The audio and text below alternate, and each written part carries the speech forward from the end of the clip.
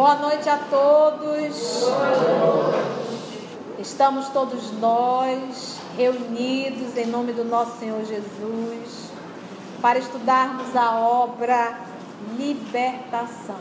Estamos no finalzinho do capítulo 2 e acreditamos que vamos iniciar hoje o capítulo 3. Que o nosso Senhor Jesus, que os nossos amigos espirituais aqui presentes possam nos ajudar, nos inspirando e nos auxiliando na compreensão desta obra. Graça te damos, Senhor, e é em teu nome que aqui todos nós estamos. Então nós estamos nesse movimento do finalzinho, ouvindo nada mais, nada menos que quem? Rúbio. Então vamos lá. Recapitulam, olha só, morrem no corpo denso e renascem nele. Qual acontece às árvores que brotam sempre profundamente arraigadas no solo? Recapitulam. Individual e coletivamente. Lições multimilenares. O que ele está querendo dizer com isso? Que de forma individual ou de forma coletiva, nós estamos repetindo lições multimilenárias. A bem repetir, a bem repetir, a bem repetir, a bem repetir, a bem repetir, a bem repetir e não aprender. Porque a palavra é recapitular, entendeu? A gente tem que entender que as palavras não estão perdidas.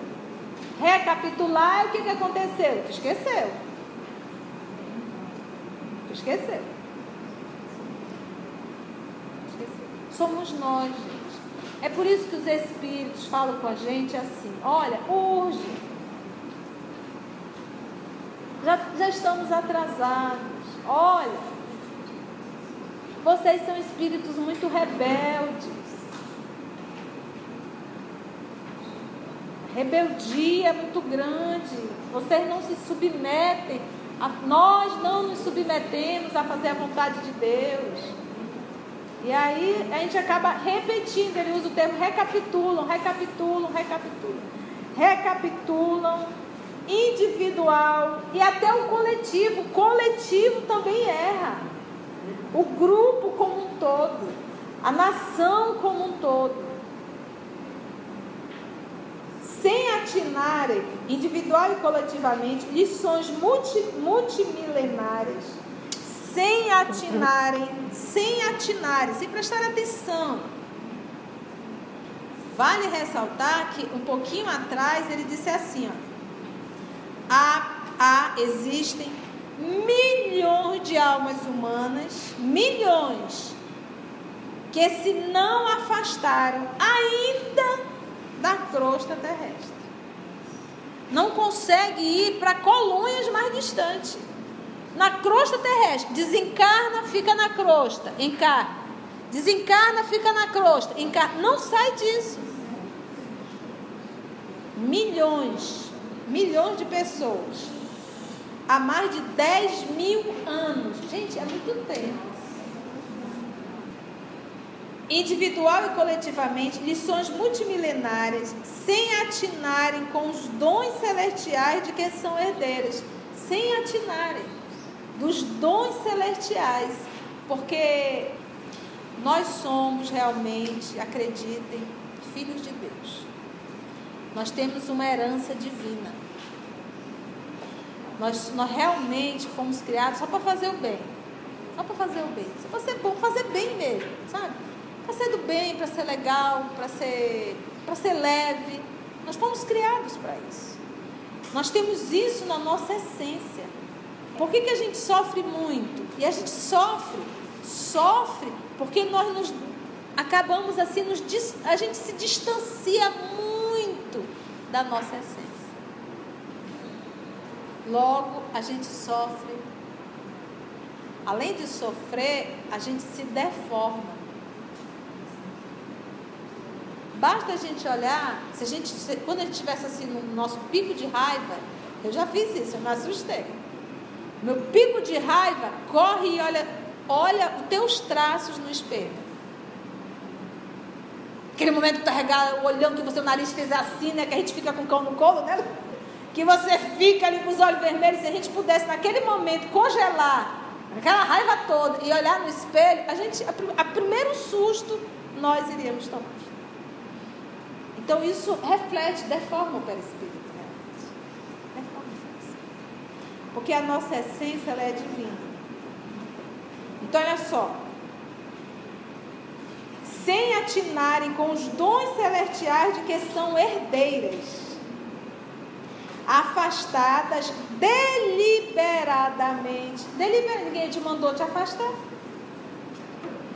Quem te mandou te afastar? Te afastar do quê? Do santuário de si mesmos. O Deus que tu idolatra é o Deus que tu serve. Tu idolatra, tu serve na condição de ser serva desse Deus. A pergunta é, o que eu idolatro na vida?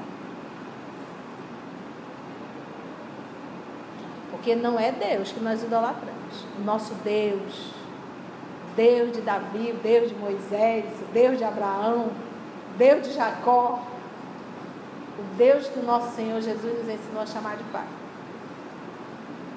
Então, aí eu tenho que fazer a minha autoavaliação. Qual é o meu tema central? Porque é um tema externo. Tudo que a gente sofre são por coisas externas e horizontais.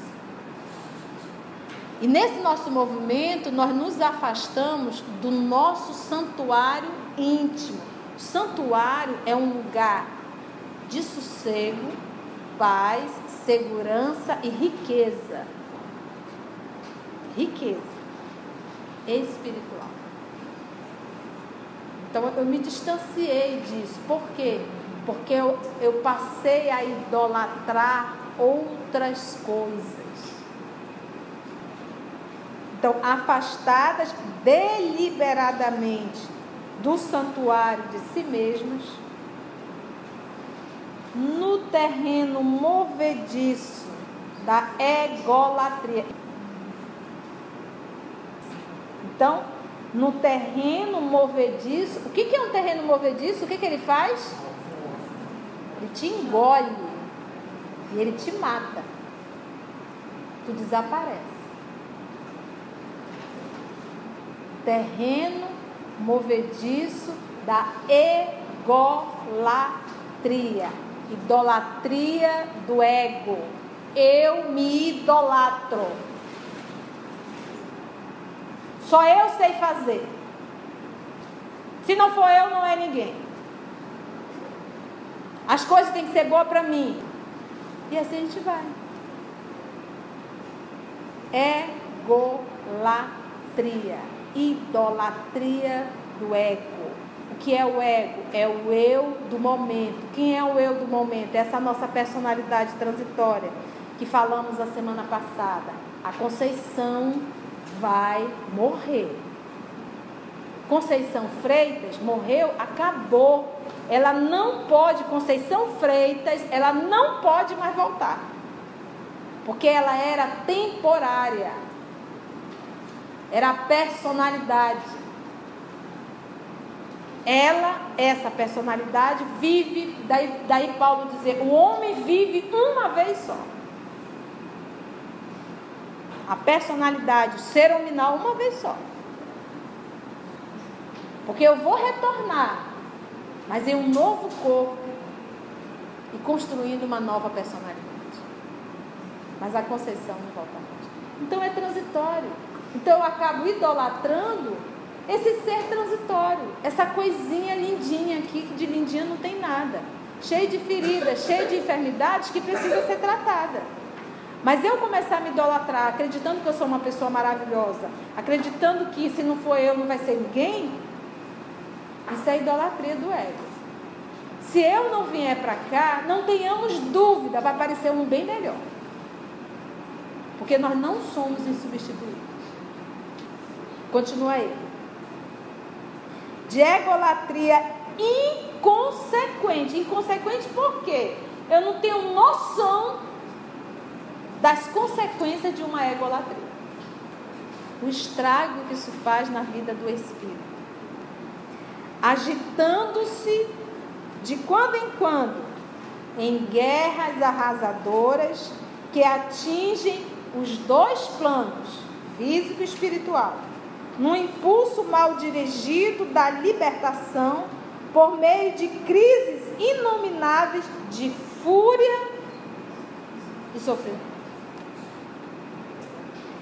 Destroem então o que construíram laboriosamente e modificam processos de vida exterior, transferindo-se quase sempre de civilização. O instrutor, sentindo a profunda atenção com que lhe seguíamos a palavra, ainda acentuou depois de uma leve pausa. Todavia, no fluir e refluir das eras numerosas, os filhos do planeta. Nós voltamos um pouquinho, para a gente fixar bastante esse finalzinho do texto. Essa abordagem do Google falando desse nosso personalismo, que ele colocou como se fosse realmente esse terreno movediço que nos engole.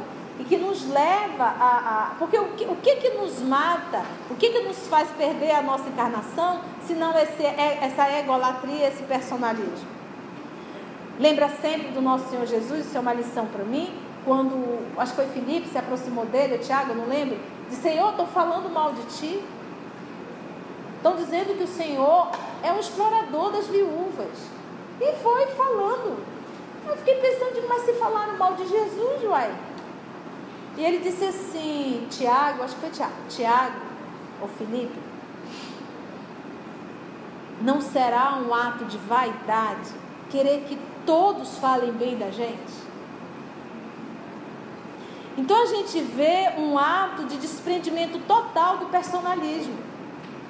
Porque se eu me aborreço, se eu me irrito, se nós nos irritamos com isso, é porque a gente quer que o povo nos idolatre. Só diga que nós somos a pessoa maravilhosa do mundo, e realmente não é assim, gente. É idolatria, realmente uma egolatria. E a gente se aborrece. E a gente tem que lembrar, olha aí. Vamos agora lá no finalzinho, que ele vai falar da força mental. A força mental, na luta comum, permanece restrita ao círculo acanhado da personalidade egoística. Que era para a gente entender. Para a gente entender isso aqui, eu tive que voltar um pouquinho. A força mental, na luta comum, a luta comum é o quê? Vertical ou horizontal? Horizontal. O que todo mundo busca, luta todos os dias para ter. Então, olha só. Eu fui mais lá embaixo, tá? A força mental na luta comum permanece restrita ao círculo acanhado da personalidade egoística, copiando o molusco algemado à concha. E sabemos que semelhante energia, força mental é uma o quê? Energia. Então, a força mental na luta comum permanece restrita ao círculo acanhado da personalidade egoísta. Eu uso toda a minha força mental só em nível horizontal. Eu uso toda essa energia só em nível horizontal. Por isso que ele colocou a palavra restrita, como um molusco. Como um molusco. Algemada à concha. E sabemos que é semelhante à energia, que é a força mental, e energia é matéria, força mental é uma energia, logo também é uma matéria. E sabemos que é semelhante energia, olha aqui a palavra, patrimônio eterno, patrimônio eterno. Esse patrimônio, ele não tem fim, ele é um patrimônio eterno. Essa energia, esse pensamento. E lembra que ainda há pouco nós lemos que nós somos herdeiros de Deus? E ele fala agora, herdeiro de Deus. Então, ou seja, o que eu tenho não foi que eu conquistei, foi que eu herdei. Aí no livro Pensamento e Vida, ele vai dizer que nós devemos aprender a refletir, né? Que ele diz que a mente é o espelho da vida em toda parte. Então nós temos que refletir o Cristo. Logo, refletindo o Cristo, estaremos refletindo Deus. Porque Deus, Jesus, reflete Deus 100%. E se eu refletir o Cristo, logo estarei refletindo Deus. Porque eu sou herdeira desse patrimônio divino. Não fui eu que construí. Eu só tenho que aprender a abrir mão do meu personalismo, da minha egolatria e aprender realmente no esforço hercúleo refletir Deus. Aí a gente vai pegar sempre uma das maiores exemplos, que é o apóstolo Paulo de Tarso. Porque aquele homem abriu mão de tudo o que nós idolatramos: dinheiro, poder e beleza física. Que Paulo tinha tudo isso. Abriu mão de tudo isso, foi viver no deserto 3 anos, igual um beduíno. Voltou de lá magro e pretinho, né, do sol, né, bronzeado. Ninguém mais reconhecia aquele homem vestido à romana, né, de sainha, pernão, tudo acabou.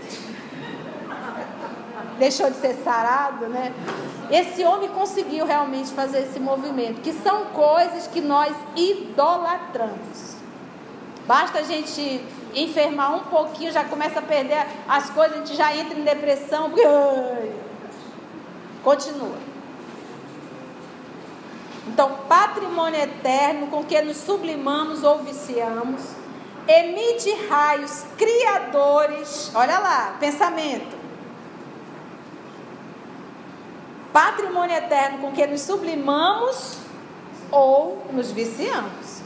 Porque com o pensamento eu posso me viciar. Que nos sublimamos ou viciamos. Essa energia, essa força mental, ela emite raios criadores sobre a matéria passiva que nos cerca. Ele não está falando da matéria dessa aqui. Ele está falando da matéria elementar primitiva. Ela é passiva. Ela não tem vontade própria. Quem dá qualidade a essa matéria é quem? O pensamento, que é a criação do espírito, que vai estar vinculada ao nível dessa mente. São coisas diferentes: espírito, mente e pensamento. A mente é como se eu dissesse, essa é a idade do espírito. O pensamento é a criação dessa mente. Quanto mais evoluída a mente, melhor o teor dos pensamentos. Pensamento é criação. O pensamento ele não tem vontade própria. Alguém dá a ele o sentido. E o pensamento, ele é o quê? Nós acabamos de ler. A força mental. O pensamento, ele é o quê? Energia. E ele atua sobre essa matéria passiva. Isso que ele diz. Essa força mental, ela emite raios criadores sobre a matéria passiva que nos cerca. Dependendo de nós, a direção que venha tomar. Pensou, plasmou. Milhões de raios luminosos formam um astro brilhante. É natural que milhões de pequeninos desesperos integrem o inferno perfeito. Ele é muito sutil. Mas ele disse, olha, se tem um monte de gente pensando no bem, são raios luminosos. Se tem um monte de capeta pensando no mal, sai de perto da escuridão. Porque pensou, plasmou. E fica impregnado no ambiente, te passa mal. Ele diz assim, ó, se milhões de raios luminosos formam um astro brilhante, é natural que milhões de pequeninos desesperos integrem um inferno perfeito. E isso aqui, ele está explicando o quê? Se eu pego um grupo de espíritos, lembra que ele disse? A matéria, ela é o quê? Passiva. Aí eu tenho um grupo de espíritos aqui perversos. A mente deles atua sobre a matéria passiva? Como é que vai ser o ambiente espiritual? Um inferno.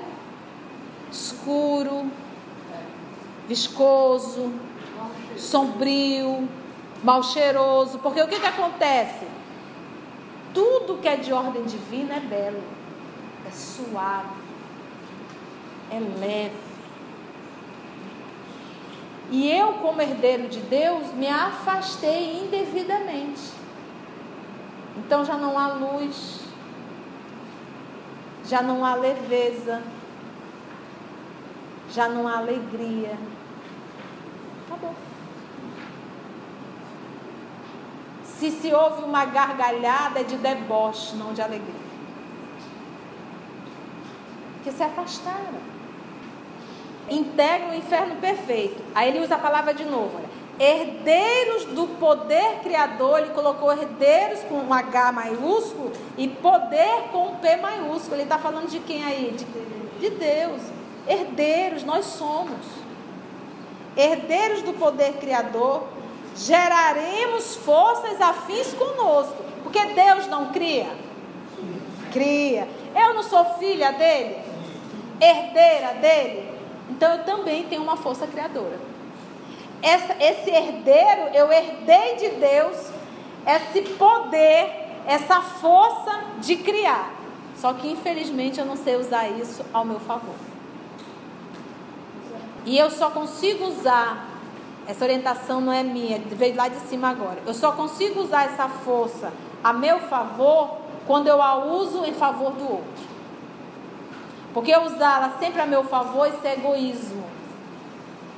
Herdeiros do poder criador, geraremos forças afins conosco. Então, eu vou unir força com quem tem afinidade comigo. Por isso que eles se reúnem em grupos e formam ali os vales, as cavernas. Geraremos forças afins conosco onde estivermos. Não será tudo isto perfeitamente inteligível? Dá para entender isso? Não é inteligível isso?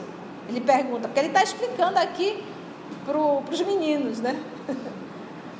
É por esta razão que o Senhor mandou constar no livro divino o seu aviso celestial. Abre aspas. Isso está em Apocalipse, capítulo 3, versículo 20. Eis que estou à porta e bato. Se alguém abre a porta viva da alma, ele vai explicar. Haverá realmente conversação redentora entre o mestre e o discípulo. O coração é tabernáculo. Ele está se reportando ao quê? Antigo Testamento. Lembra lá do tabernáculo, aonde Deus habita dentro da cultura dos nossos irmãos hebreus? Então ele diz que o coração é esse tabernáculo. E aí a gente procura saber, o coração ele simboliza o quê? Então aí dentro, nesse nosso sentimento é que deveremos construir. Na verdade já existe, ele só está abandonado. que é o templo de Deus em nós, que nós somos herdeiros. O coração é tabernáculo e a sublimação das potências que o integram. É a única via de acesso às esferas superiores. Qual é a única via de acesso às esferas superiores? Só o coração. Não tem de outra forma. E que os nossos irmãos judeus, eles tinham uma verdadeira adoração. Quando os romanos invadiram a Palestina e Jerusalém, que destruíram o templo, eles pegaram todos esses objetos. O livro Há 2000 anos retrata muito bem isso. Pegaram todos os objetos e destruíram. Alguns eles levaram para Roma, no momento do desfile dos soldados vitoriosos. E aquilo era uma afronta. Eles tinham um Deus livre, o templo. E era o local que para eles representava aonde Deus está. Aonde está o teu tesouro, lá também estará o teu coração. E aqui ele nos fala que o coração é tabernáculo e a sublimação das potências que o integram. É a única via de acesso às esferas superiores. A única, não tem outra. É o sentimento. O devotado orientador fixou o gesto de quem dava término oportuno às explicações, sorriu, benévolo, e interrogou: qual de nós cometeria o absurdo de exigir voo ao balão cativo? Então, como é que nós podemos? A palavra exigir aí é forte.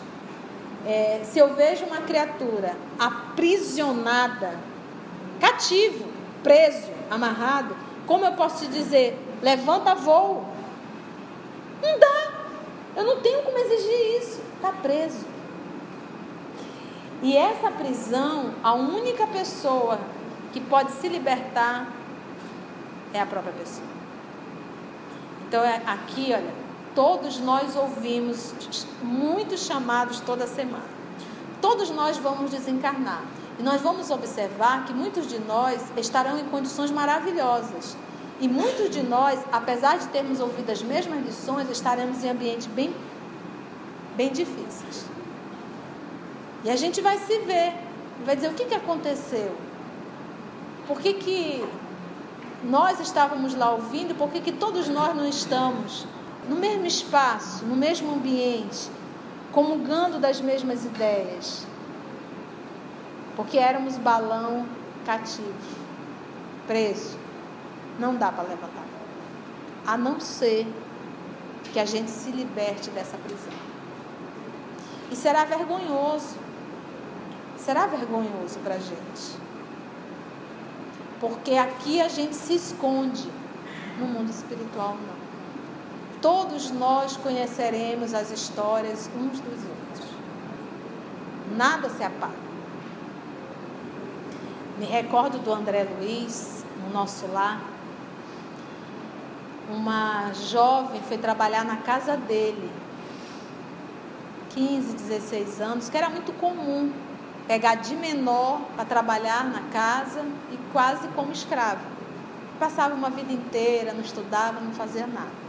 Então aquela menina foi recolhida para trabalhar na casa de André. E André, muito garotão, acabou se relacionando com a menina.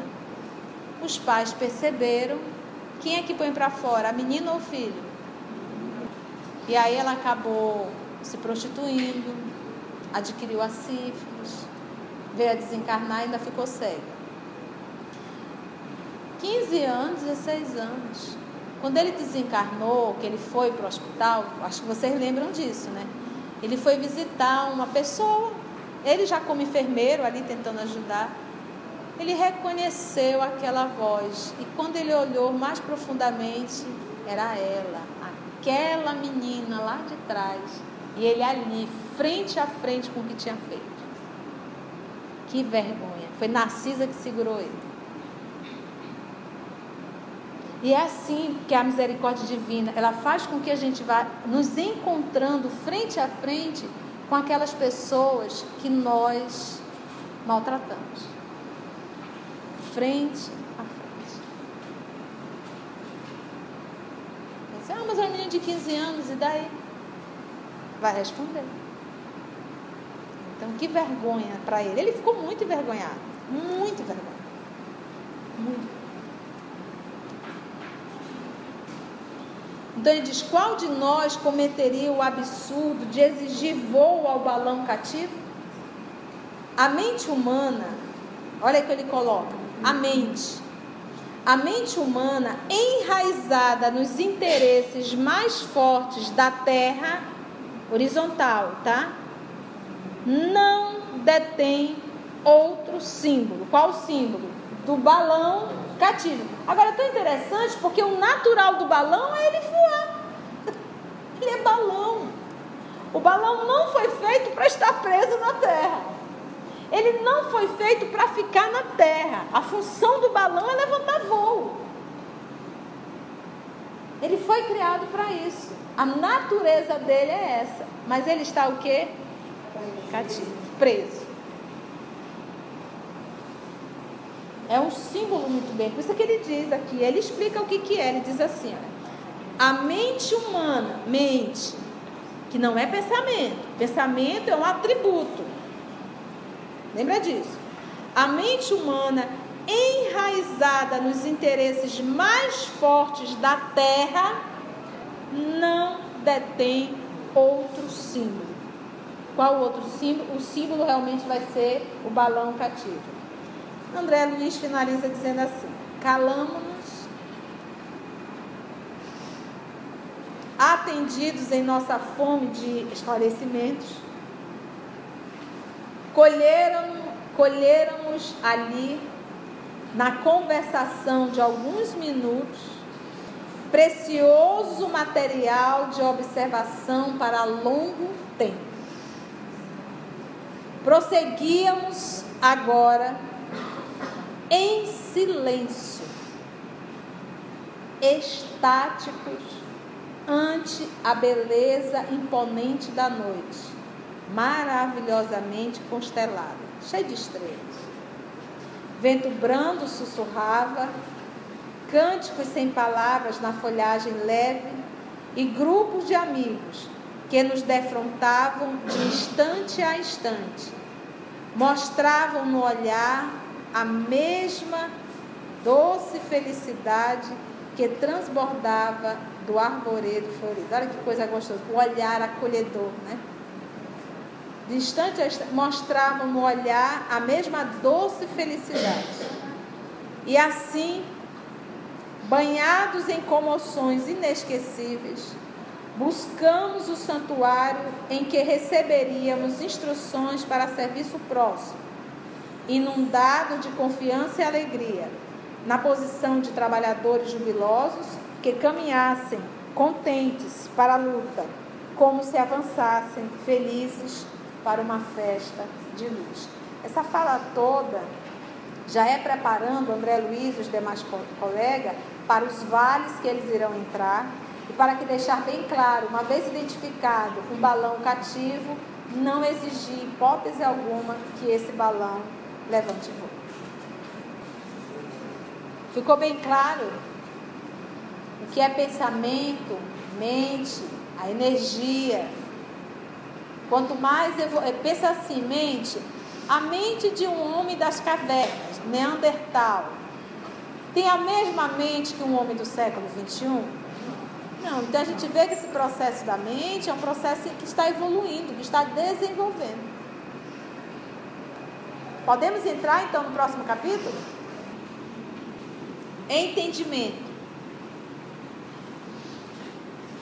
O céu estrelado, aos raios liriais da lua, lembra que é noitinha, tá? Espalhava em torno vibrações de beleza inexprimível, semeando esperança, alegria e consolo. Informado quanto aos objetivos que nos conduziriam à crosta, com escalas por uma colônia purgatorial de vasta expressão, vali-me da hora amena, calma, para aproveitar a convivência com o instrutor, tentando arrancar-lhe observações que vinham sempre revestidas de preciosos ensinamentos. Então aqui nós temos o nosso André e vamos ter o nosso Google conversando. Observações que vinham sempre revestidas de preciosos ensinamentos. Vamos ver a fala do nosso André. É admirável pensar, aventurei respeitosamente, que se formam verdadeiras expedições em nossa esfera para atender a simples casos de obsessão. Então ele diz assim, olha, eu fico admirado, né? É um trabalho muito grande, essa organização toda, para atender, ele coloca simples casos de obsessão. Os homens encarnados, redargui o orientador com certa vaguidade no olhar, qual se trouxesse a alma presa a imagens rápidas do passado.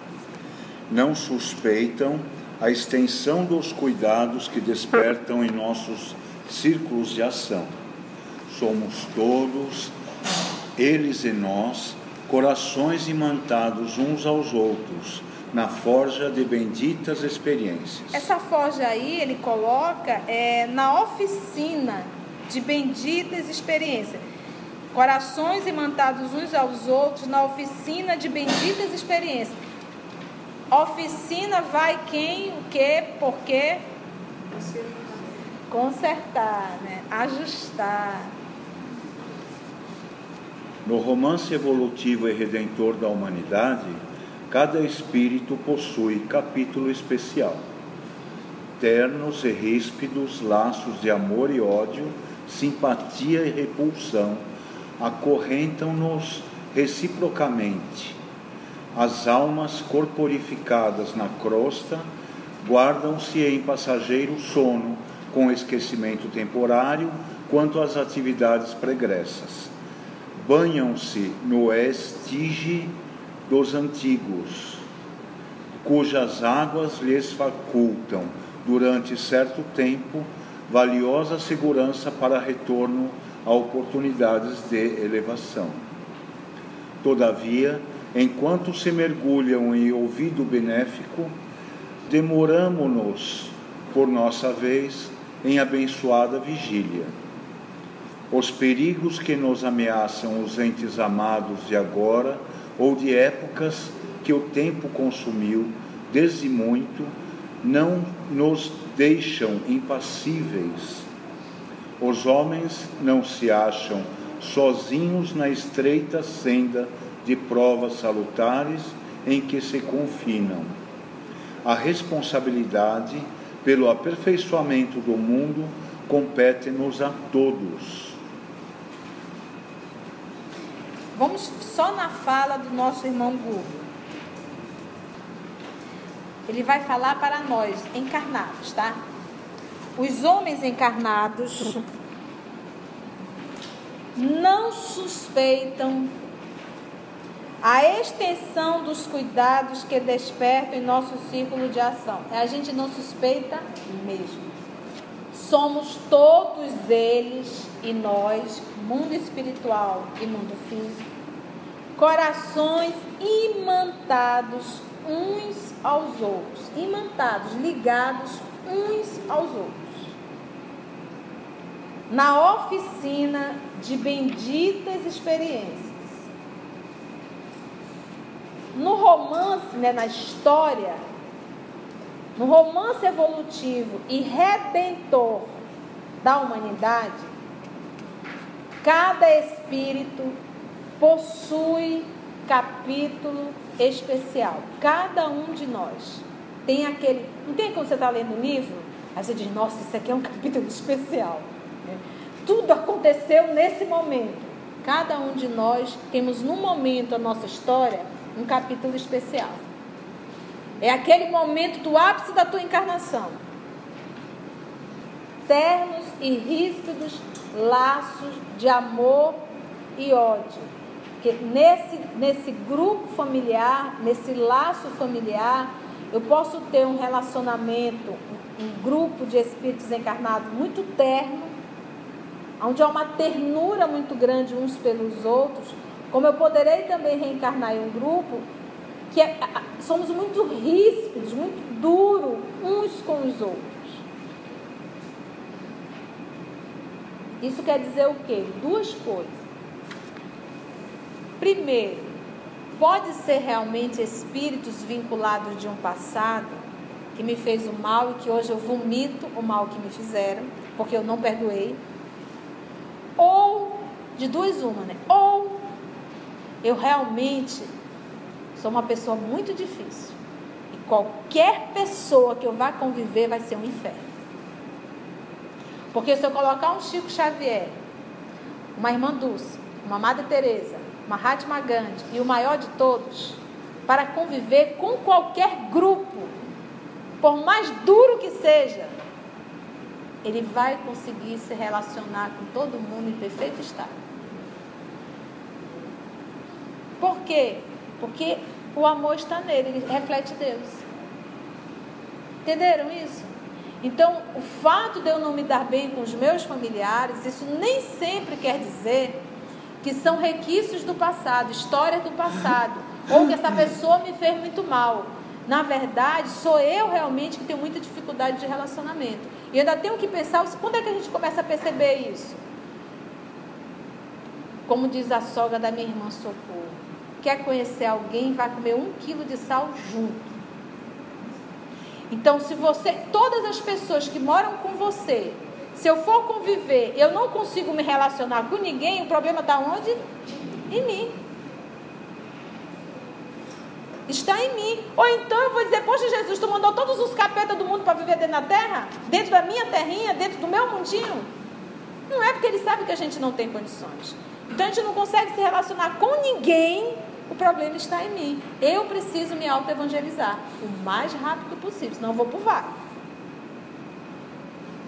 Entendemos isso? E é esse movimento aqui que ele fala. Ó. Ternos e ríspidos, laços, pode ser de amor e de ódio, simpatia e repulsão. Porque ele coloca ternos e ríspidos. A ternura é uma conquista. Já é uma conquista. A pessoa é terna, com quem for. O ríspido é ríspido com quem for. Que não tem nada a ver com o amor e ódio. Porque o amor, o sentimento. O ódio também é um sentimento que alguém em algum momento plantou. Rispidez e ternura é uma conquista da alma. Amor e ódio. Aí vem aqui uma encrenca, olha. Simpatia e repulsão. Simpatia não é o amor, é uma simpatia. Você é um espírito simpático a mim na convivência. E repulsão é, eu não gosto muito da... Sabe, eu não tenho ódio não, mas não vai. Ele está falando de laços familiares. Aí ele coloca aqui a palavra dolorosa. Ternos e ríspidos laços de amor e de ódio, simpatia e repulsão, tudo isso, aí ele usa a palavrinha, acorrentam-nos reciprocamente. Eu estou presa na Lígia, a Lígia está presa aqui. Presa. Porque lembra? Quem com ferro fere, com ferro será ferido. E aquele a quem eu prejudiquei, eu terei que reparar. E vamos parar aí, porque hoje já foi chicotada demais. Ok? Meus irmãos, finalizamos um capítulo, já estamos entrando no outro. Vamos orar? Vamos agradecer ao nosso Senhor Jesus por mais esse encontro. Então vamos envolver a nossa querida irmã Josi, que vai fazer a nossa prece de encerramento. Senhor Jesus, muito obrigada, Divino Mestre, por mais esta noite de estudos, de aprendizados. Obrigada, Senhor, por tanta oportunidade que temos de internalizar os Teus ensinamentos.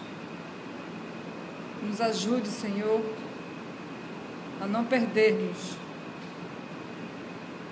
Nos ajude, Senhor, a não desperdiçarmos tantas oportunidades, pois sabemos, Senhor, que o tempo passa tão depressa.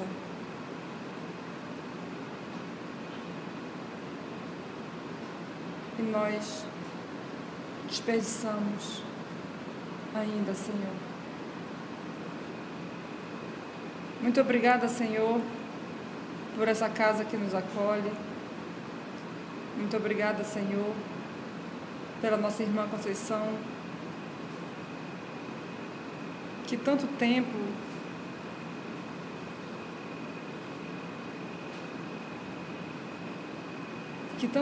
Senhor, ela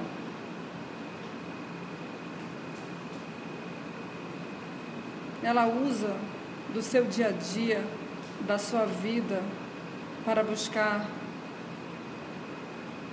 entender e nos ajudar a compreendermos também, Senhor. Muito obrigada, Senhor, por estarmos aqui com saúde, cada um passando por suas dificuldades, mas estamos aqui, Senhor. Que Tu possas nos levar para os nossos lares com segurança e que possamos, nos nossos lares, Senhor, aplicarmos o que estamos aprendendo aqui.